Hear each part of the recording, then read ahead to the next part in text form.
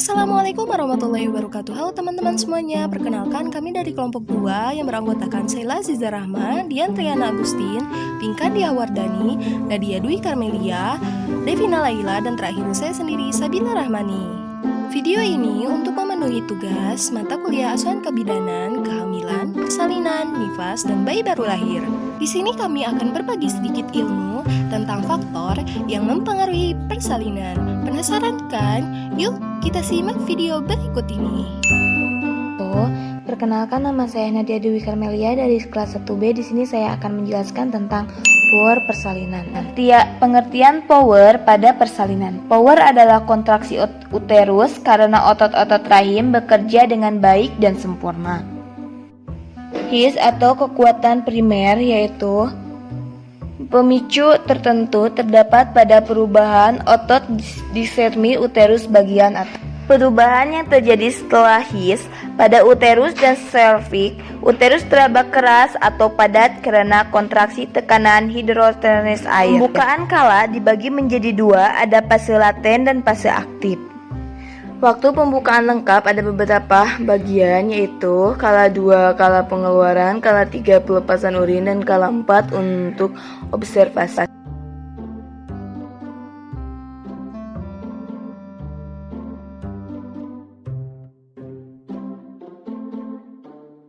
Saya akan menjelaskan tentang passage atau jalan lahir. Passage merupakan jalan lahir yang harus dilewati oleh janin. Terdiri dari rongga panggul, dasar panggul, serviks, dan vagina. Passage atau jalan lahir terbagi menjadi dua, yaitu bagian keras atau tulang dan bagian lunak atau otot. Pada bagian keras, yaitu tulang, terdapat os coccyx yang terdiri dari os ilium, os ischium, dan os pubis. Kemudian ada os sacrum atau promontorium dan os coccygis. Selanjutnya bagian lunak, yaitu otot-otot dasar panggul bagian luar. Dapat dilihat pada gambar berikut. Ini merupakan gambar otot yang terdiri dari muskuler sphincter ani externus, muskuler bulbocavernosus yang melingkari vagina, dan muskuler farinea transversa superficialis. Berikut merupakan bentuk-bentuk panggul. Ada ginekoid, android, antropoid, dan platypeloid. 70% wanita memiliki bentuk panggul ginekoid. Selanjutnya, bidang Hodge pada jalan lahir. Hodge 1 dibentuk pada lingkaran pintu atas panggul dengan bagian atas simfisis dan promontorium. Hodge 2 sejajar dengan Hodge 1 setinggi pinggir bawah simfisis. Hodge 3 sejajar dengan Hodge 1 dan 2 setinggi spina ischiadica kanan dan kiri.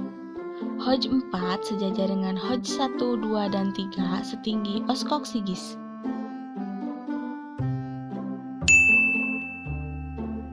Pacenger, janin dan plasenta. Selama janin dalam plasenta berada dalam rahim, belum tentu pertumbuhannya normal. Adanya kelainan genetik dan kebiasaan ibu yang buruk dapat menjadikan pertumbuhannya tidak normal sebagai berikut. 1. Kelainan bentuk dan besar janin. Dan yang kedua, kelainan pada letak kepala. Dan yang ketiga, kelainan letak janin. Kepala janin merupakan bagian proses persalinan dan memiliki ciri sebagai berikut. Bentuk kepala oval, persendian kepala terbentuk kogel, dan letak persendian kepala sedikit ke belakang. Tulang kepala janin. Bagian tengkorak yang pertama, os frontal atau sebut tulang dahi, dan yang kedua os parietal yang disebut tulang ubun-ubun. 3. Os occipital yang disebut tulang belakang kepala, dan yang keempat os temporal atau tulang pelitis. Bagian muka. Yang pertama, os nasalis yang kedua oses maxiralis, dan yang ketiga os mandibularsi, dan yang keempat os zygomatic.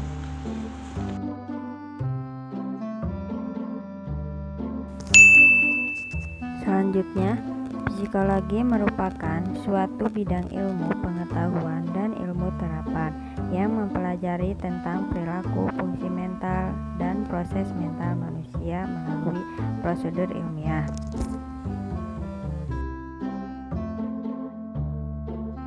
Kehamilan merupakan krisis bagi kehidupan keluarga yang dapat diikuti dengan stres dan kecemasan.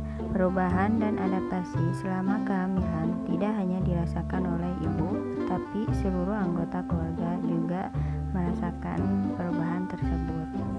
Halo teman-teman, di sini saya dengan Pinkan Diawardani. Di sini saya akan sedikit menjelaskan tentang peran dokter dalam persalinan. Ya, karena tidak semua ibu bersalin bisa dengan secara normal. Karena ada hal-hal emergensi, bidan wajib merujuk pasien tersebut kepada dokter kandungan.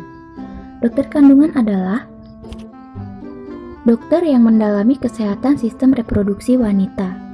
Dokter yang sering juga disebut sebagai dokter spesialis obstetri dan ginekologi atau disingkat OBGYN, inilah yang utamanya berperan dalam membantu memeriksa ibu hamil, membantu persalinan, dan perawatan setelah persalinan. Beragam tugas dan fungsi dokter kandungan. SPOG adalah gelar yang disandang oleh dokter kandungan, merupakan kependekan dari Spesialis Obstetri dan Ginekologi atau Kebidanan dan Kandungan. Selama kehamilan, ahli obstetri akan melakukan berbagai pemeriksaan, di antaranya 1. Memeriksa kondisi kesehatan yang sekiranya bisa menimbulkan masalah selama kehamilan atau mempengaruhi kesehatan bayi seperti tekanan darah tinggi, diabetes, resiko infeksi, ataupun kelainan genetik. 2. Memantau kondisi janin Anda termasuk rutin melakukan tes USG. Mungkin dicukupkan sekian video dari kami. Apabila kalian belum mengerti, silahkan putar kembali videonya. Dan jangan lupa like, subscribe, dan bunyikan loncengnya agar tidak terlewat video dari kami. Wassalamualaikum warahmatullahi wabarakatuh.